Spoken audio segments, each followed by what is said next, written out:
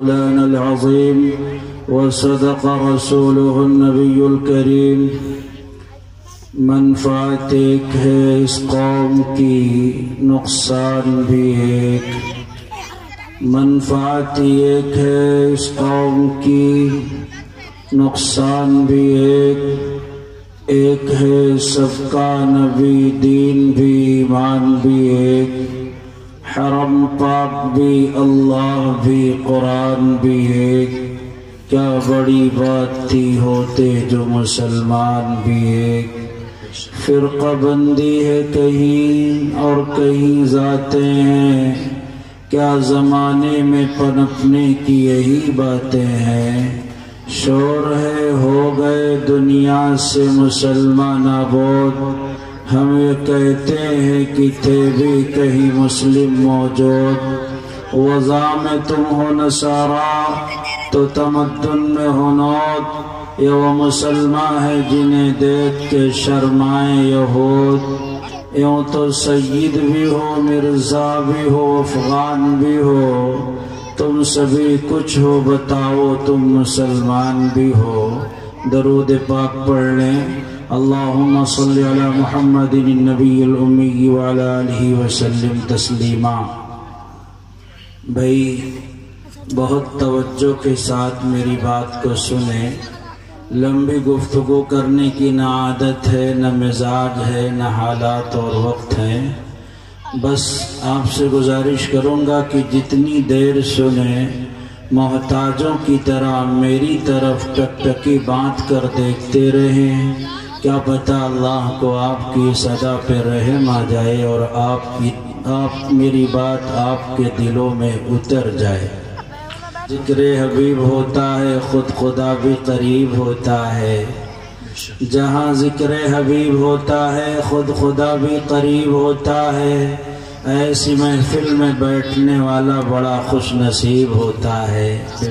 اگر آپ کو اپنا مقدر جگمگانا ہے، آج کی رات کو شب برات بنانا ہے، اپنی مغفرت کا فیصلہ کروانا ہے، اور آپ کو اگر اللہ کی بارگاہ میں مقرب ہونا ہے، ایک بار نہیں 1000 بار اگر غرض کہے تو آ جاؤ، میں آیا ہوں چلا جاؤں گا۔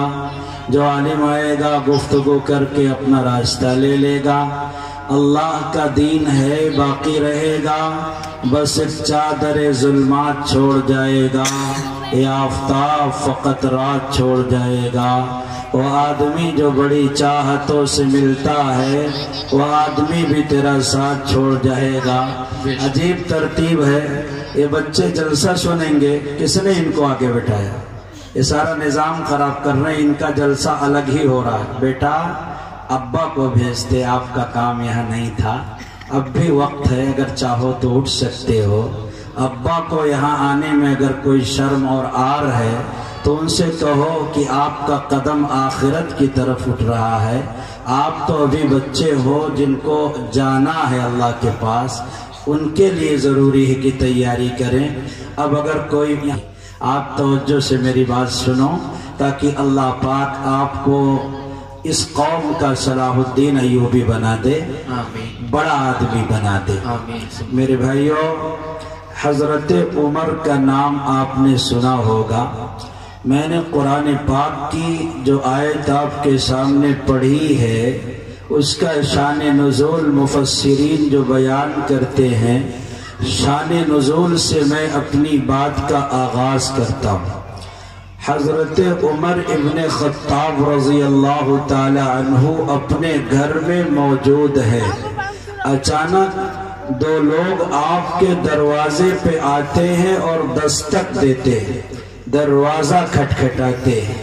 ان میں سے ایک آدمی یہودی ہے اور دوسرا آدمی منافق ہے، بظاہر مسلمان ہے۔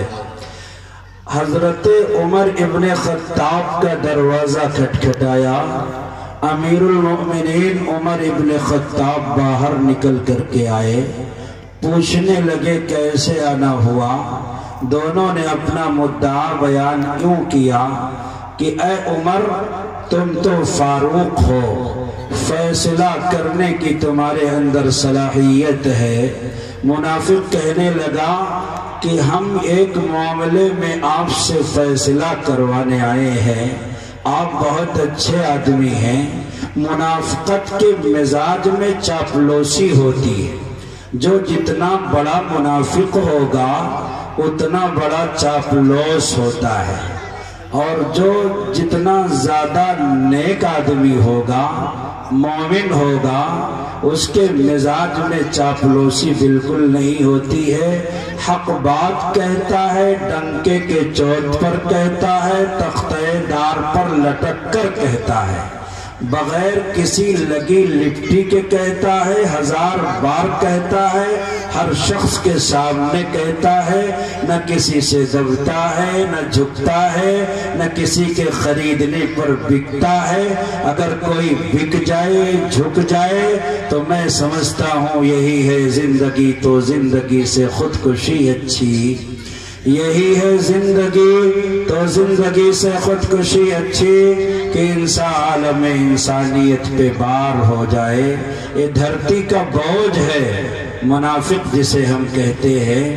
اللہ نے قرآن پاک میں منافقین کا انجام ذکر کرتے ہوئے ارشاد فرمایا، ان المنافقین فی الدرک الاسفل من النار۔ اللہ رب العزت نے ارشاد فرمایا کہ جو منافقین ہیں وہ جہنم کے نچلے طبقے میں ہوں گے۔ سورہ کافرون جس میں کفر کا تذکرہ ہے، کافروں کو مخاطب بنایا گیا ہے، یہ چھوٹی سی سورت ہے، اور وہ سورت جس میں منافقین کا تذکرہ ہے سورۃ المنافقون۔ یہ سورہ منافقون جو ہے یہ سورہ کافرون سے کہیں زیادہ بڑی سورت ہے۔ بہرحال بات ضمنی طور پر آ گئی۔ حضرت عمر ابن خطاب رضی اللہ تعالی عنہ کے سامنے منافق آیا، چاپلوسی کرنے لگا اور کہنے لگا کہ اے عمر، آپ کے اندر فیصلہ کرنے کی صلاحیت ہے، استعداد ہے، آپ عمر فاروق ہیں، ایسا کرے کہ میرا یہ معاملہ ہے، میری لڑائی ہے، مخاصمت ہے، نزاع ہے، ہمارے درمیان آپ فیصلہ کر دیجئے۔ یہودی کہتا ہے کہ عمر، ہم اس سے پہلے اللہ کے نبی کی بارگاہ سے ہو کر آئے ہیں، اپنا مقدمہ سرور کائنات حبیب کبریا صلی اللہ علیہ وسلم کی بارگاہ میں پیش کر کے آئے ہیں، اللہ کے نبی کے سامنے ہم اپنی بات رکھ کر کے آئے ہیں۔ حضرت عمر نے کہا کہ میں یہ معلوم کرنا چاہتا ہوں کہ تم نبی کے بارگاہ میں گئے تھے تو کیا فیصلہ ہوا؟ فیصلہ جو بھی ہوا میرے بھائیوں، منافق یہ کہتا ہے کہ اللہ کے نبی کی بارگاہ میں میں گیا تھا، فیصلہ جو بھی ہوا میں مطمئن نہیں ہوں، مجھے تو آپ کے فیصلے کی ضرورت ہے، آپ فیصلہ فرما دیجئے۔ حضرت عمر کہنے لگے ٹھیک ہے، اپنے گھر میں گئے، تلوار لی، باہر آئے اور آ کر کے اس منافق کی گردن مار کر کہنے لگے کہ جسے محمد رسول اللہ کا فیصلہ منظور نہ ہو، اللہ کی اس زمین پر وہ زندہ رہنے کا حقدار ہے ہی نہیں۔ یہ قرآن پاک کی جو آیت میں نے پڑھی ہے، قرآن پاک کی آیت اسی پس منظر میں نازل ہوتی ہے۔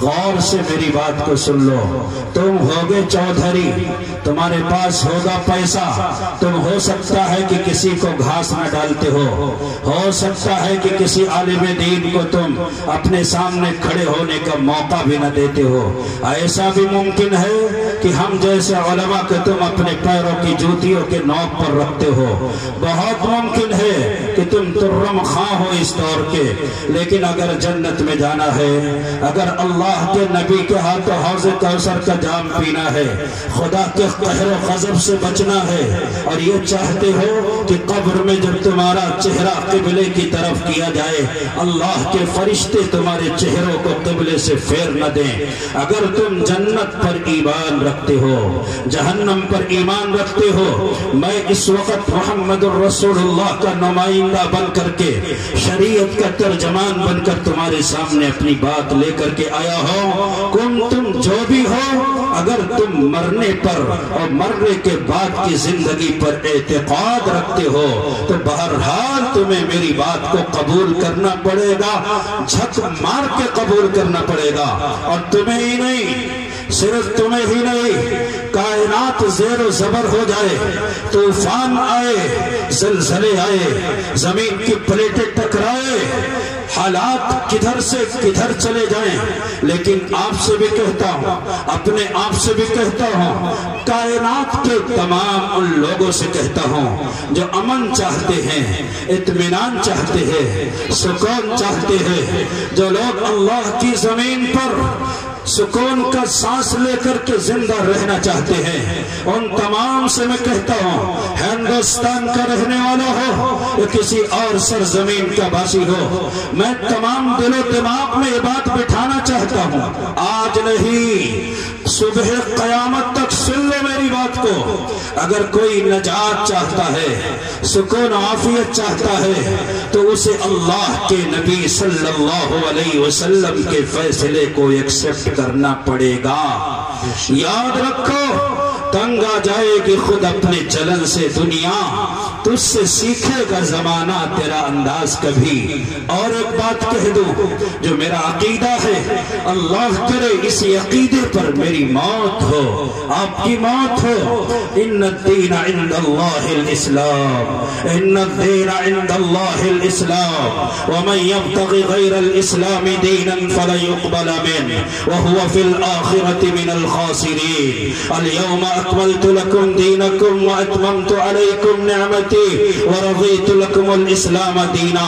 خلاصہ یہ ہے کہ عافیت چاہو جو آؤ دامن اسلام میں، عافیت چاہو جو آؤ دامن اسلام میں، یہ وہ دریا ہے کہ جس میں ڈوبتا کوئی نہیں۔ ارسطو کی دانائی رخصت ہو گئی، افلاطون کی حکمت کو دنیا نے فراموش کر دیا، ابو علی سینا کا فلسفہ گردش زمانہ کی نظر ہو گیا، ڈارون کے نظریے ارتقاء کو بندروں نے مسترد کر دیا، مارکس و لینن کی تھیوری نے روسیوں کو قلاش اور بین الاقوامی بھکاری بنا ڈالا، شیکسپیئر کے ڈرامے نے دنیا کو تباہی کے دہانے پر پہنچا دیا۔ محمد رسول اللہ کا کردار کل بھی زندہ تھا، اب بھی زندہ ہے اور قیامت تک انشاءاللہ زندہ رہے گا۔ اس عزم کے ساتھ میں یہ بات کہتا ہوں، خلاف راہ پیغمبر قدم جو بھی اٹھائے گا کبھی رستہ نہ پائے گا، کبھی منزل نہ پائے گا۔ میرے نبی کا اجلا کردار لیلہا کنہاریہا، آپ کی زندگی کے شب و روز منور ہے، زندگی کا کوئی گوشہ ڈھکا چھپا نہیں ہے۔ اے مسلمانوں، کان کھول کر کے میری یہ بات سن لو، پلوں سے بات باندھ لو کہ اب عافیت اور نجات کا اگر کوئی ڈگر ہے تو محمد الرسول اللہ کا ڈگر ہے۔ لقد کان لکم فی رسول اللہ اسوۃ حسنہ، تم جو کوئی بھی ہو، جہاں کے بھی رہنے والے ہو، تمہارے حالات جو بھی ہو، اگر تم نے کلمہ پڑھا ہے تو یہ عقیدہ بھی رکھنا تمہاری مجبوری ہے کہ اب تم زمانہ لاکھ کروٹ بدلے لیکن تمہیں محمد الرسول اللہ کے ڈگر کو مضبوطی سے تھامے رکھنا۔ بے شک انشاءاللہ۔ صحابہ کرام کی زندگی کو آپ نے نہیں دیکھا کہ انہوں نے اللہ کے نبی کے ڈگر کو کس طرح سے مضبوطی کے ساتھ تھامے رکھا؟ اللہ اکبر۔ اللہ کے نبی صلی اللہ علیہ وسلم کے برادر نسبتی ہے، آپ کی زبان میں انہیں سالہ کہہ لیں۔ حضرت ام حبیبہ کے بھائی ہے، حضرت ام حبیبہ رضی اللہ تعالی عنہا اللہ کے نبی صلی اللہ علیہ وسلم کی بیوی ہے، وَأَزْوَاجُهُ أُمَّهَاتُهُمْ کے ذریعے سے اللہ نے بات بتائی ہے کہ وہ ہم سب کی ماں ہے۔ حضرت امیر معاویہ اللہ کے نبی کے صحابی، نبی کے برادر نسبتی، نبی کے صالح، اللہ کے نبی کی مجلس میں موجود ہے، مسجد نبوی ہے، حضرت امیر معاویہ بیٹھے ہوئے ہیں، ایک واقعہ پیش آتا ہے۔ اگر کو سنو. حضرت معاویہ بیٹھے ہوئے ہیں, اللہ کے نبی کی مجلس سے, اور بھی صحابہ اللہ کے نبی کو اپنے جلوں میں لیے ہوئے ہیں. اچانک ایک شہزادہ جس کا باپ کافر ہے, شہزادہ بھی کافر ہے, بہت دور دراز سے حضرت امیر معاویہ رضی اللہ تعالی عنہ کی مجلس میں, یعنی اللہ کے نبی کی خدمت میں حاضر ہوتا ہے. شہزادہ کافر ہے, مسلمان نہیں ہے. آ کر کے کہنے لگا, محمد میرے باپ نے آپ کو ہدیہ بھیجا ہے, میرے باپ نے آپ کو گفٹ بھیجا ہے, میرے باپ نے آپ کو تحفہ بھیجا ہے, آپ کسی غلام کو بھیج دیجئے.